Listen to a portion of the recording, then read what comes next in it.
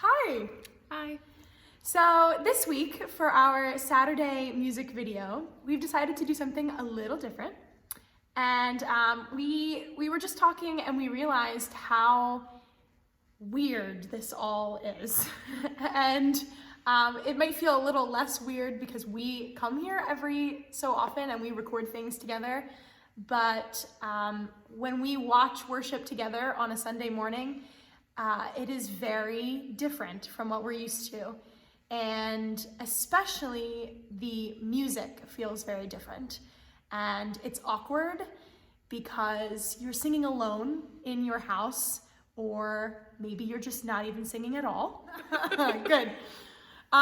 So we thought a lot about why music is still so important. It is important to worshiping, and it is important to our health. And so we've put together a guide to worship music virtually. And we thought a lot about ways that you can still participate in the music while we're still worshiping in this way. And even when we come back into the sanctuary and we have to continue to worship a little differently than we're used to. So without further ado, this is our guide to virtual worship music. So there's probably two ways that we engage with music in a worship service, and that's whether we're doing it what we're used to or virtually. We receive music, so we might be listening to something instrumental or some special music that somebody is singing at the choir, etc. And then there is congregational participation, where you are actually a part of the music making yourself. That would be like the hymns. Right.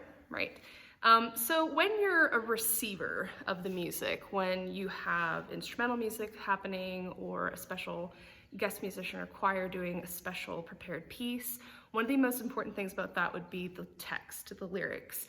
They're doing several things. One, they're communicating a message. They often have to tie in with the theme for that day, or perhaps they are tied with the sermon or the message that Brad or Barber delivering that day. So one of the things that we like to do is try to include the text as much as we can in our virtual videos so that you can read along and you can see very clearly what is being communicated in that. And sometimes you'll notice that at the bottom of your screen, and sometimes it's the whole screen. It's a slide that we type the lyrics into. Just different ways of making sure that you can read what is being presented.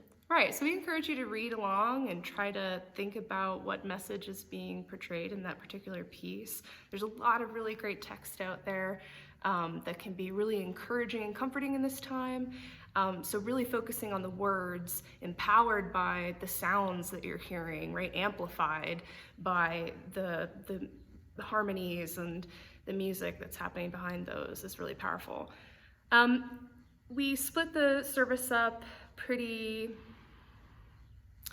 deliberately, right? The prelude in particular is a time to get ready, right? And we know it's weird. You're in your house, maybe you're in your living room, you're on your phone, you might be in your PJs, but the prelude is the time to prepare, to get your heart ready for worship, no matter how weird that may be these days, right?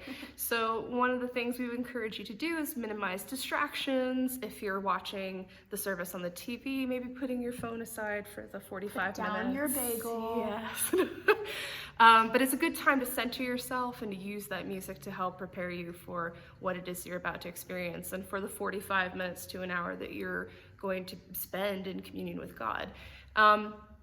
Another thing that can do, scientists have discovered that music does a lot to us physically, right? So if we're listening to a prelude that is soft and slow, we've been surrounded by a lot of noise or the outside world or the crazy, the chaos of home and stress and everything that's going on. Sometimes music can help settle that. So if you're playing or if you're listening to a piece of music that is soft and slow, your heart rate will actually start to match the pace of that music. It can really start to relax and settle you, which is the great. Same way that if you were doing yoga you listen to a particular type of music versus if you're getting pumped up on a car ride, you listen to a different kind of music. Right. Your heart rate matches what you're listening to.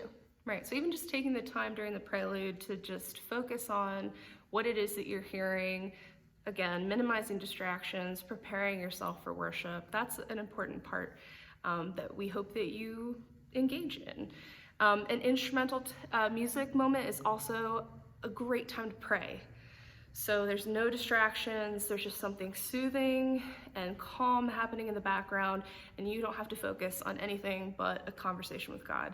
And so we would encourage you to take some of those instrumental music moments to talk to God and to engage in prayer. And that kind of leads us to our second kind of music engagement and participating. And again, we've said it already a few times. It's weird. This isn't normal. This isn't what we're used to doing. And we miss singing together. We miss being in this space. We're sitting in the choir loft right now. We miss our choir members. And it doesn't feel the same. But there are so many benefits to engaging and singing that we, as weird as it may be, alone in your living room in your PJs on a Sunday morning, we would like to encourage you to sing along to these hymns. There's a lot that you can benefit from. One, singing is a natural antidepressant. It lowers your anxiety. Just participating in that can do that. It also releases endorphins. Makes you happy. It makes you so happy. That's why I'm always smiling. It also stimulates the release of oxytocin, right? So again, some of those feel-good hormones that can really lift your spirits in some of these really depressing times. Oh, so scientific. I know. We did research. We should be wearing our lab coats. Yeah. Or choir robe. But it's also a form of exercise, believe it or not. You're not at the gym lifting weights necessarily, but it is a form of exercise. You are working your lungs, you're working the certain muscles that are needed to produce that sound, mostly your diaphragmatic muscles, so engaging those, it's a workout. So you got your workout for the day, right? It also, believe it or not, strengthens your immune system. There have been some great studies out there of scientists who took blood work of singers before and after they engaged in singing, and they found a lot of really fascinating results, and the one being that it actually boosts your immune system.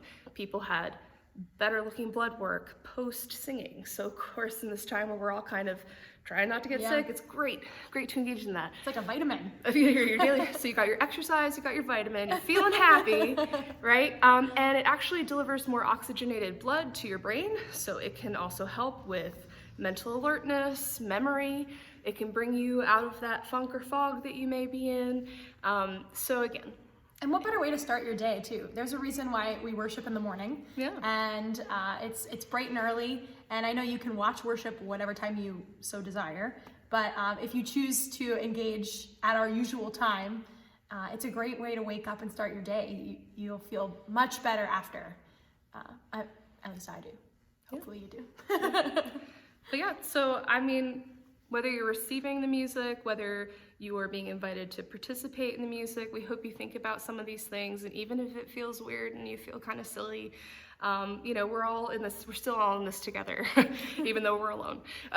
But we hope that you'll take some of these tips, and when you listen to worship in the next few weeks, you're participating in worship for the next few weeks, think about some of these benefits, and no matter how silly it feels, you're doing a lot for yourself. In the process of participating like this. Definitely. So we will catch you tomorrow in worship, and hopefully you are singing along. Yep. All right. Bye. Bye.